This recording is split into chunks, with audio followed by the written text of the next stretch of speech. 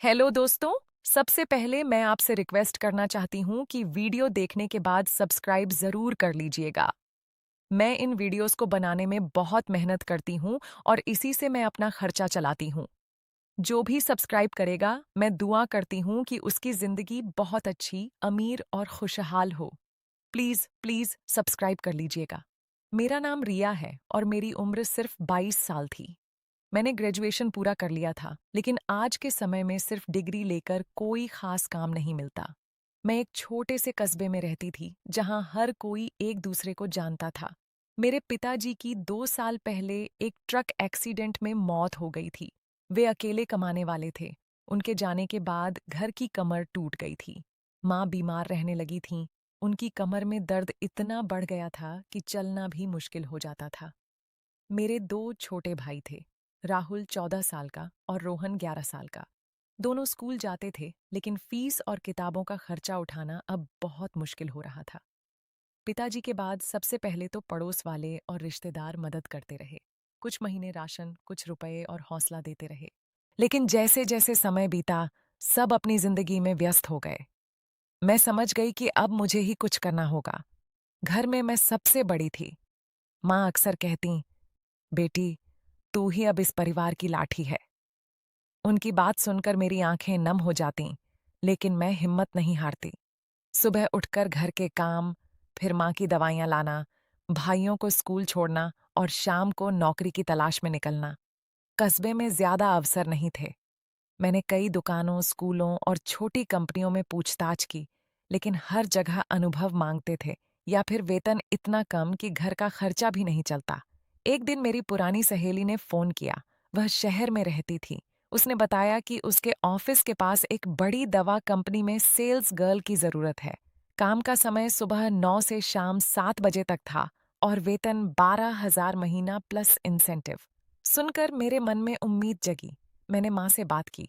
माँ पहले तो डर गईं। बेटी, शहर दूर है, तू अकेली कैसे रहेगी? लेकिन जब मैंने घर की हालत बताई तो उन्होंने हामी भर दी। मैंने बस का टिकट लिया और शहर पहुंच गई। सहेली ने पहले कुछ दिन अपने कमरे में रहने दिया। कंपनी का नाम हेल्थ केयर सॉल्यूशंस था। ऑफिस शहर के बाहरी इलाके में था, जहां बस और ऑटो की सुविधा कम थी। मैनेजर साहब ने इंटरव्यू में मुझे देखा और कहा, लड़की, मेहनत करनी पड़ेगी, टारगेट पूरा करना होगा। मैंने हाँ में सिर हिला दिया। पहले दिन यूनिफॉर्म मिली, साधारण सलवार कमीज। मुझे दवा की लिस्ट दी गई और बताया गया कि मुझे डॉक्टरों के क्लिनिक में जाकर सैंपल दिखाने और ऑर्डर लेने हैं। शुरू के दिन बहुत मुश्किल लगे। मैं सुबह 8 बजे घर से निकलती, बस पकड़ती, फिर एक एक क्लिनिक जाती। कई डॉक्टर मुझे समय ही नहीं देते। कुछ कहते, जाओ, हम दूसरी कंपनी की दवा यूज करते हैं। पैरों में छाले पड़ जाते, पसीना बहता, लेकिन मैं मुस्कुराकर आगे बढ़ती। पहले महीने में मेरा वेतन सिर्फ 9,000 आया, क्योंकि टारगेट पूरा नहीं हुआ था। मैंने घर को 6,000 भेज दिए, बाकी में किराया और खाना। माँ का फोन आता, बेटी, राहुल की फीस 2500 लगेगी, रोहन की किताबें भी चाहिए। मैं रात को चुपके से रो लेती, लेकिन किसी को नहीं बताती। धीरे धीरे मैं काम में निपुण होती गई। डॉक्टरों से अच्छे संबंध बनाने लगी। एक डॉक्टर अंकल थे, डॉक्टर शर्मा, जो मेरी मेहनत देखकर प्रभावित हुए। वे कहते, बेटी, तू सच्ची लगती है। लोग तो सिर्फ कमीशन के चक्कर में झूठ बोलते हैं, तू नहीं। उनकी बात से मुझे हौसला मिलता। 3 महीने बाद कंपनी ने एक नया प्रोजेक्ट शुरू किया। एक दूर के गांव क्षेत्र में कैंप लगाकर फ्री मेडिकल चेकअप करना था। इसमें अच्छा इंसेंटिव था। अगर टारगेट पूरा हुआ तो 25,000 एक्स्ट्रा। मैंने सोचा, यह मौका अच्छा है। माँ की कमर का ऑपरेशन करवाना था, जिसके लिए 80,000 चाहिए थे। मैंने नाम लिखा दिया। लेकिन यह काम आसान नहीं था। हमें सुबह 6 बजे बस से निकलना पड़ता और शाम को लौटना। रास्ते में जंगली इलाका पड़ता, जहां बस कम चलती थी। मेरे साथ दो साथी थे, अजय और संजय। दोनों पुराने कर्मचारी थे। शुरू में सब ठीक रहा। हम गांवों में जाते, लोगों को चेकअप करवाते, दवाइयां बांटते। एक दिन अचानक मौसम खराब हो गया। तेज बारिश शुरू हो गई। हमारा कैंप पानी में डूबने लगा। लोग भागने लगे। मैंने देखा कि एक बुजुर्ग महिला फिसल गई और गिर पड़ी। मैं दौड़ी और उन्हें सहारा दिया। उनके परिवार वाले बहुत शुक्रिया अदा कर रहे थे। उसी दिन शाम को बस नहीं आई। हमें रात वहां रुकना पड़ा। गांव वाले ने छोटे से कमरे में ठहरने की व्यवस्था की। रात में अजय और संजय ने कहा, रिया, कल सुबह हम जल्दी निकलेंगे। लेकिन मुझे नींद नहीं आ रही थी। बाहर बारिश की आवाज और अंधेरा। तभी मुझे लगा कि कुछ गड़बड़ है। अजय फोन पर किसी से बात कर रहा था। हाँ सर, कल का सामान ले लेंगे, कंपनी को पता नहीं चलेगा। मैं चुपके से सुनती रही। अगले दिन पता चला कि वे कुछ महंगी दवाइयां चुराकर बेचने की योजना बना रहे थे। मेरे मन में डर था, लेकिन मैं चुप रही। अगर मैं विरोध करती तो नौकरी चली जाती। लेकिन मेरा दिल कह रहा था कि यह गलत है। मैंने डॉक्टर शर्मा को फोन किया और सारी बात बता दी। उन्होंने कहा, बेटी, हिम्मत रख, मैं कंपनी के ऊपरी अधिकारी को बताता हूं। उसके बाद टेंशन बढ़ गई। अजय और संजय को शक हो गया कि मैंने कुछ सुना है। वे मुझे अलग अलग जगह भेजने लगे। एक दिन मुझे अकेले एक दूर के गांव भेज दिया। वहां पहुंचकर पता चला कि वहां कोई कैंप नहीं था। शाम हो गई, बस बंद हो गई। मैं डर गई। फोन में बैटरी कम थी। मैंने एक चाय की दुकान पर बैठकर इंतजार किया। तभी कुछ स्थानीय लड़के वहां आए और मुझे देखकर अजीब सवाल पूछने लगे। क्या अकेली आई हो? मेरे हाथ कांपने लगे। मैंने बहाना बनाया कि मैं सरकारी काम से आई हूं, लेकिन वे नहीं मान रहे थे। मैंने हिम्मत जुटाई और दुकान वाले से मदद मांगी। उन्होंने मुझे अपने घर में पनाह दी। उनकी पत्नी ने मुझे रोटी खिलाई और कहा, बेटी, आजकल लड़कियां मजबूरी में बाहर निकलती हैं, सावधान रहना। रात भर मैं जागती रही। सुबह बस आई तो मैं भागकर ऑफिस पहुंची। वहां कंपनी के बड़े अधिकारी आए हुए थे। डॉक्टर शर्मा ने मेरी बात रखी। जांच हुई तो पता चला कि अजय और संजय कई महीनों से दवाइयां चुरा रहे थे। उन्हें नौकरी से निकाल दिया गया। कंपनी के मालिक ने मुझे बुलाया। वे बोले, रिया, तुमने ईमानदारी दिखाई, बहुत से लोग चुप रह जाते। उन्होंने मुझे 50,000 रुपये इनाम दिए और पदोन्नति दे दी। अब मैं टीम लीडर बन गई थी।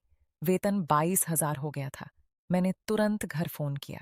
माँ रो पड़ी। बेटी, तूने हमारी इज्जत बचाई। लेकिन कहानी यहीं खत्म नहीं हुई। कुछ दिन बाद माँ का ऑपरेशन हुआ। मैंने पूरा खर्चा खुद उठाया। भाइयों की पढ़ाई जारी रही। राहुल अच्छे नंबरों से पास हुआ। लेकिन असली ट्विस्ट तब आया जब कंपनी में एक बड़ा घोटाला सामने आया। ऊपरी अधिकारी भी शामिल थे। मुझे फिर खतरा महसूस हुआ। उन्होंने मुझे चुप रहने की धमकी दी। मैं डर गई, लेकिन फिर याद आया कि पिताजी हमेशा कहते थे, बेटी, सच्चाई का रास्ता कठिन होता है, लेकिन आखिर में जीत उसी की होती है। मैंने पुलिस में शिकायत कर दी। जांच शुरू हुई। मीडिया में खबर आई। कंपनी के मालिक ने मुझे सुरक्षा दी। आखिरकार घोटाला पकड़ा गया। कई लोग गिरफ्तार हुए। कंपनी ने नई शुरुआत की और मुझे परमानेंट अच्छी पोस्ट ऑफर की। अब मेरी सैलरी 45,000 थी। मैंने गांव में माँ के लिए छोटा सा घर बनवाया, भाइयों को अच्छे स्कूल में डाला। एक शाम माँ ने मुझे गले लगाया और कहा, रिया, तूने कभी शॉर्टकट नहीं चुना, चाहे कितनी भी मुश्किल हो, तूने ईमानदारी नहीं छोड़ी। यही तेरी सबसे बड़ी ताकत है। मेरी आंखों में आंसू थे। मैं सोच रही थी कि अगर उस दिन मैंने चुप रहकर पैसा ले लिया होता तो आज ये खुशी कहाँ होती। आज मैं अपनी कहानी सुनाकर आपसे कहना चाहती हूँ कि जिंदगी में कितनी भी मजबूरी हो, गलत रास्ता कभी मत चुनिए। ईमानदारी और मेहनत हमेशा फल देती है।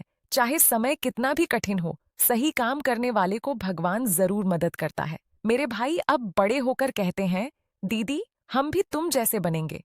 दोस्तों, यह थी मेरी जिंदगी की सच्ची कहानी। कितनी बार मैंने हार मान ली थी, लेकिन हर बार उठी। अगर आपको मेरी कहानी अच्छी लगी हो तो कमेंट में ज़रूर बताइएगा कि आपकी ज़िंदगी में ऐसी कौन सी घटना हुई जिसने आपको मजबूत बनाया। और हाँ, लाइक करना न भूलिएगा। कहानी जारी रखते हुए और विस्तार से। उस समय जब मैं शहर आई थी तो पहले कुछ हफ्ते बहुत अकेलापन महसूस होता था। सहेली का कमरा छोटा था। मैं फर्श पर सोती, सुबह उठकर चाय बनाती, फिर ऑफिस। रास्ते में भीड़ भाड़ देखकर डर लगता। एक बार बस में मेरा पर्स खींचने की कोशिश हुई, लेकिन मैंने चिल्लाकर बचाया। छोटी छोटी बातें मुझे सिखा रही थीं कि दुनिया कितनी कठिन है। कंपनी में मेरी सहेली नाम था नेहा। वह मुझे गाइड करती। रिया, डॉक्टरों से बात करते समय हमेशा मुस्कुराओ, लेकिन ज्यादा मत बोलो। मैं सीखती गई। धीरे धीरे टारगेट पूरा होने लगा। पहला इनाम मिला तो मैंने माँ को नई साड़ी भेजी। माँ का फोन आया, बेटी, यह साड़ी देखकर लगता है जैसे तेरे पिताजी का आशीर्वाद है। जब प्रोजेक्ट शुरू हुआ तो नई चुनौतियां आईं। गांव में लोग बहुत गरीब थे। वे दवाइयां मुफ्त में लेते, लेकिन विश्वास नहीं करते थे। मैं उनके बच्चों से बात करती, कहानियां सुनाती। एक बच्ची थी, उसका नाम गुलाबी। उसकी आंखों में मोतियाबिंद था। मैंने डॉक्टर शर्मा को बताया। उन्होंने फ्री ऑपरेशन का इंतजाम किया। गुलाबी की मां ने मेरे पैर छुए। बहन, तुम देवी हो। उस दिन मुझे लगा कि पैसा कमाने से ज्यादा लोगों की मदद करना सुख देता है। अजय और संजय की बातचीत सुनकर मेरा दिल डर से कांप रहा था। वे कह रहे थे कि दवाइयां बेचकर लाखों कमा सकते हैं। अगर मैं चुप रहती तो शायद 2-3 लाख मिल जाते, लेकिन मेरी अंतरात्मा नहीं मान रही थी। मैंने रात भर सोचा। अगले दिन डॉक्टर शर्मा से मिली। उन्होंने कहा, बेटी, डर मत, सच्चाई की लड़ाई अकेली नहीं लड़नी पड़ती। जब जांच हुई तो ऑफिस में हड़कंप मच गया। अजय ने मुझे धमकाया, तुमने हमारा खेल बिगाड़ दिया। लेकिन मैं डटी रही। कंपनी ने मुझे प्रोटेक्शन दिया। उस दौरान मैं रात को अकेली घर नहीं जाती थी, सहेली के साथ रहती। एक रात अचानक दरवाजे पर आवाज आई। हम डर गए, लेकिन वह कंपनी का सिक्योरिटी गार्ड था।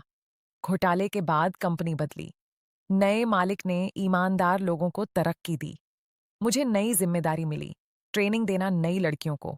मैं उन्हें कहती, बहनों, मेहनत करो, लेकिन कभी गलत काम मत करो। माँ का ऑपरेशन सफल रहा। अब वे बिना दर्द के चलती हैं। राहुल बोर्ड में अच्छे नंबर लाया। रोहन कंप्यूटर सीख रहा है। मैं अब गांव में एक छोटी सी लाइब्रेरी भी खोलना चाहती हूँ, ताकि गरीब बच्चे पढ़ सकें।